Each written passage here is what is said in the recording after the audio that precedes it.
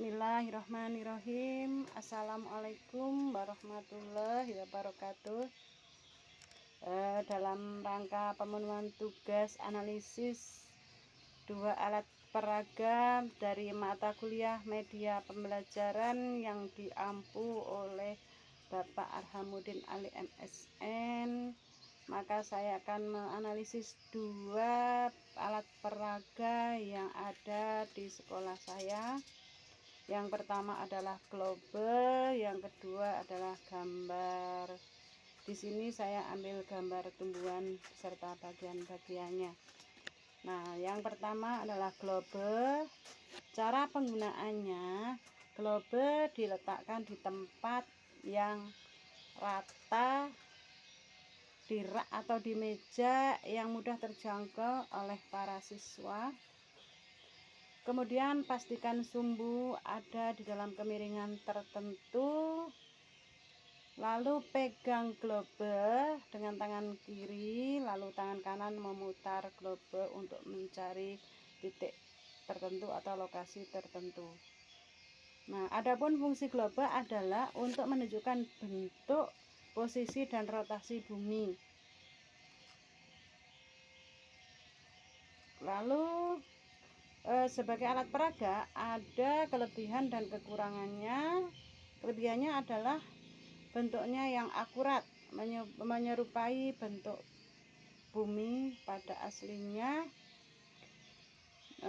Kemudian visualisasi rotasi sangat berguna untuk memperagakan rotasi bumi dan siklus siang dan malam. Kemudian pemahaman astronomi dan geografis, yaitu tentang letak lintang dan bujur. Kemudian representasi laut dan darat, dan pembagian iklim, serta memudahkan dalam memahami pembagian iklim yang ada di Indonesia. Adapun kekurangannya atau kelemahannya adalah ukuran yang besar dan bentuk tiga dimensinya yang tidak fleksibel sehingga susah untuk dibawa.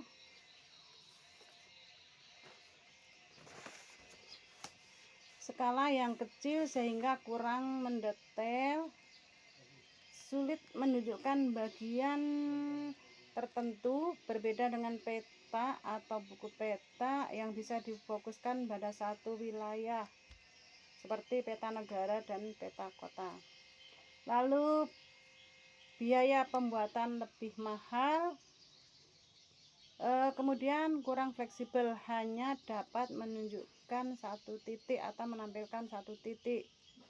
Lalu keterbatasan ruang, karena bentuknya yang hanya bulat, maka ruangnya akan terbatas, tidak seperti peta pada umumnya.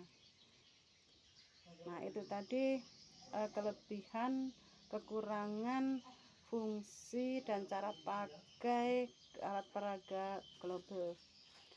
Lalu alat peraga yang kedua adalah gambar tumbuhan dan bagiannya. Cara pemakaiannya karena berupa gambar, dan kalau yang saya pakai adalah gambar yang di karton. Nah, itu bisa ditempel di papan tulis. Kemudian ketika menjelaskan materi bisa ditunjukkan dengan menggunakan stik agar lebih tepat. Lalu fungsinya adalah untuk media visual yang krusial untuk mempermudah siswa memahami struktur tumbuhan, seperti di mana batang, di mana akar, di mana daun, bunga dan buahnya. Lalu visualisasi ini akan meningkatkan minat belajar siswa, karena siswa lebih tertarik dengan materi atau pembelajaran yang menggunakan gambar, apalagi kalau gambar-gambarnya menarik dan berwarna. Nah, seperti globe tadi, Media gambar juga mempunyai kelebihan dan kekurangannya. Kelebihannya diantaranya adalah meningkatkan motivasi dan minat belajar siswa. Yang kedua, mempermudah pemahaman struktur tumbuhan. Yang ketiga, peserta didik menjadi aktif, lalu memperjelas konsep, lalu praktis dan fleksibel, dan yang terakhir adalah meningkatkan hasil belajar. Karena apa? Kalau murid-murid sudah tertarik dengan gambar-gambarnya, dengan penjelasan materi yang menarik, tentu mereka akan tertarik pula, akan tertanam di dalam pikiran mereka untuk lebih memahami bagian tumbuhan, sehingga mereka nanti sampai di rumah akan mencoba melihat bagian-bagian tumbuhan secara nyata. Nah, itu fungsinya, kelebihannya, dan sedikit kelemahannya, yaitu media diam. Ya, karena gambar itu benda mati, maka hanya bisa diam tanpa bisa bergerak kalau tidak digerakkan.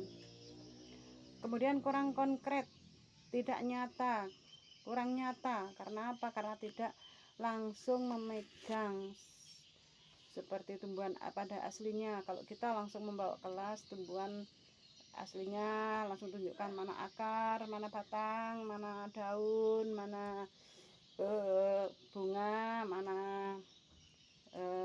buah, itu baru konkret.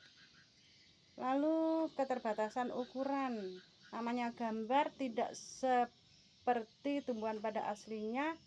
Misalnya pohon kelapa, kita tidak mungkin menggambar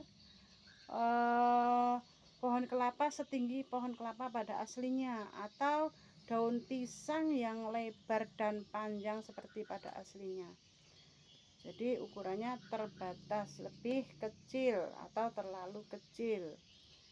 Lalu menuntut persiapan guru. Yang jelas itu pasti karena guru akan mempersiapkan menggambar dari alat-alatnya dan lain sebagainya. Proses menggambarnya yang rumit, harus betul-betul menyediakan waktunya. Lalu biaya dan waktu pembuatan, itu yang jelas tadi biayanya ya pasti ada. Untuk membeli kartonnya, membeli kertasnya, membeli alat-alat gambarnya, itu tentu membutuhkan biaya. Dan waktunya yang pasti tersita. Saya pernah buat gambar itu sampai semalaman.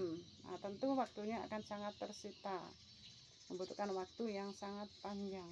Dan yang terakhir adalah rendahnya keterlibatan siswa. Siswa tidak aktif, tidak terlibat langsung. Kalau kita gambar lalu ada siswa yang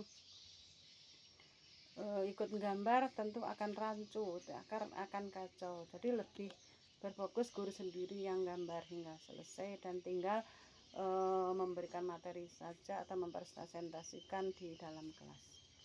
Demikianlah tadi sedikit analisis saya. Lebih dan kurangnya kepada Bapak dosen saya mohon maaf yang sebesar-besarnya. Semoga diterima oleh Bapak dosen. Saya akhiri. Wassalamualaikum warahmatullahi wabarakatuh.